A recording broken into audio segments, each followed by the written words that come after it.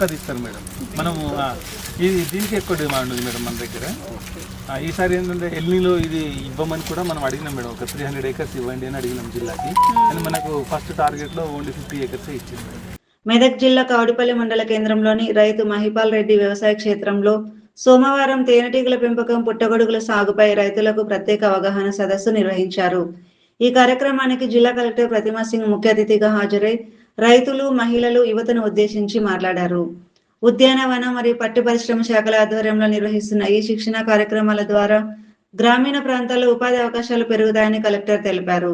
తేనెటీగల పెంపకం, పుట్టగొడుగుల సాగు వ్యవసాయానికి అనుబంధంగా అదనపు ఆదాయం అందించే లాభదాయక రంగాలని పేర్కొన్నారు.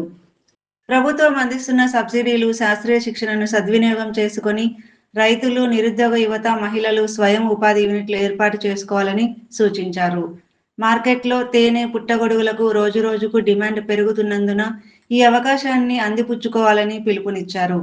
ఈ సందర్భంగా నర్సాపూర్ ఎమ్మెల్యే సునీత లక్ష్మారెడ్డి మాట్లాడుతూ తక్కువ పెట్టుబడితో కుటీర పరిశ్రమగా తేనెటీగల పెంపకం, పుట్టగొడుగుల సాగును చేపట్టి రైతులు, మహిళలు అదనపు ఆదాయం పొందవచ్చన్నారు.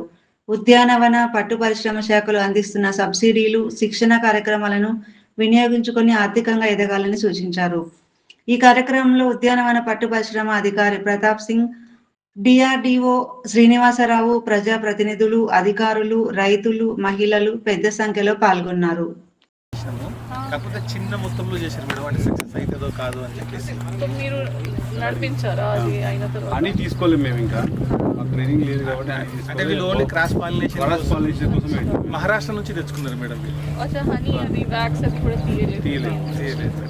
రియల్గా కూడా అంటే వీళ్ళని చూసి అంటే క్రాప్ డైవర్సిఫికేషన్కి రావచ్చు మేడం ఫార్మర్స్.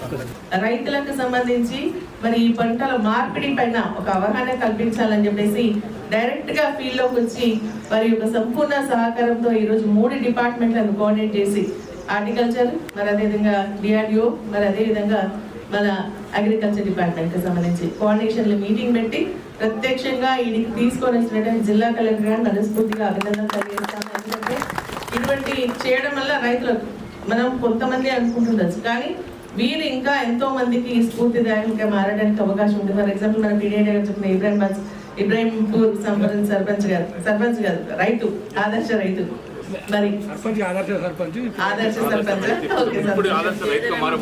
ఆదర్శ రైతుగా మారుతున్నారు. ఎందుకంటే ఒకటి మనకి నిజంగా కూడా ఏంటంటే అడవి ఉంది. నర్సాపూర్కి అడ్వాంటేజ్ ఎంత అవుతుందో డిసడ్వాంటేజ్ కూడా అడవి అవుతుంది.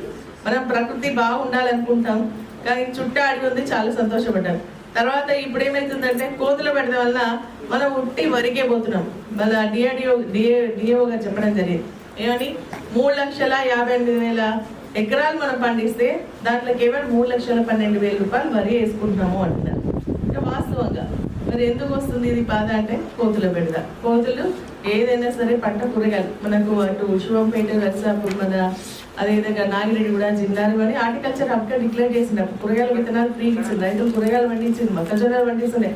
ఎయిర్ ఫోర్స్ దగ్గర మనం నిల్చొని చూస్తే తెలిసి ఎంత కనుమేర వరకు ఎక్కడ చూస్తే అక్కడ వరకు మొక్కజొన్న కనిపిస్తున్నాయి. ఇప్పుడు ఎక్కడ మొక్కజొన్న లేదు, జొన్నలు లేవు, మరి కూరగాయలు పండించుకుంటలేము, ఓన్లీ వరి వేసుకుంటున్నాం. ఎందుకు అంటే కోతుల బాధ. వాళ్ళకి ఉన్న ఇదే ఫామ్ కి తీసుకెళ్ళి కూడా చూపిస్తాం ఎలా చేస్తున్నారు, ఇంకా ఏమేమి చేయాల్సిన ఉన్నాయి, ఎంత ఖర్చు పడుతుంది, ఏమేమి జాగ్రత్తగా ఉండాలి, ఎంత కూలీ ఖర్చు ఎంత పడుతుంది అంతా చూపిస్తాం.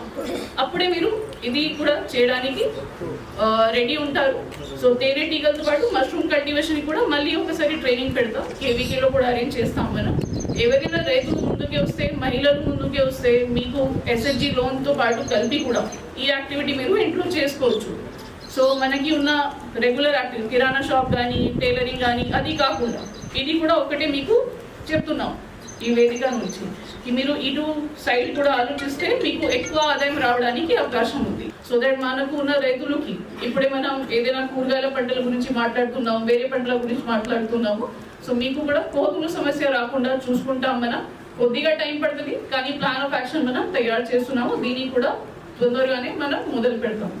సో ఉన్న అయితే తేనెటీగల గురించి కానీ, మష్రూమ్ కల్టివేషన్ గురించి కానీ మా హార్టికల్చర్ ఆఫీసర్ గారు, అగ్రికల్చర్ ఆఫీసర్ ప్లస్ డిఆర్డిఓ గారు వేరే ఉన్న స్కీమ్స్ కి, మనకి ఉన్న పథకాలకి మనం ఎలా మంచిగా వాడుకోవచ్చు. సో దట్ మా రైతులకి ఒక పంట మీద ఆధారపడి కాకుండా ఆదాయం గురించి. సరే ఒకవేళ ఇక్కడ ఏదో ఇష్యూ అయినా అంటే మనకి వేరే చోట నుంచి కొద్దిగా ఆదాయం ఉంటే మా కుటుంబంకి ఇబ్బంది ఉండదు. మనం వేరే ఏదో వచ్చే సీజన్కి కూడా దిగుబడి పెట్టుకోవడానికి మాకు సిద్ధంగా ఉండాలి.